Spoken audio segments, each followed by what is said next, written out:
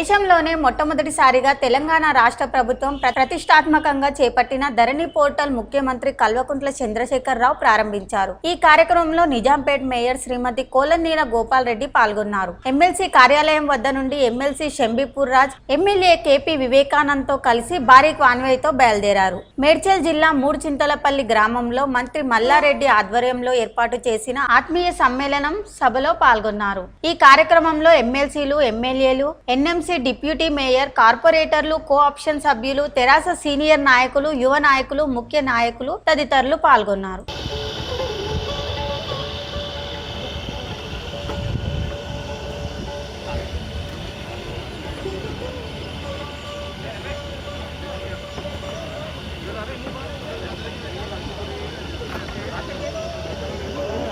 ఆయన పక్కన ఉంది ఎవరు? రాజశేఖర్ రెడ్డి. అరే నన్ను గుర్తుపట్టలేదు.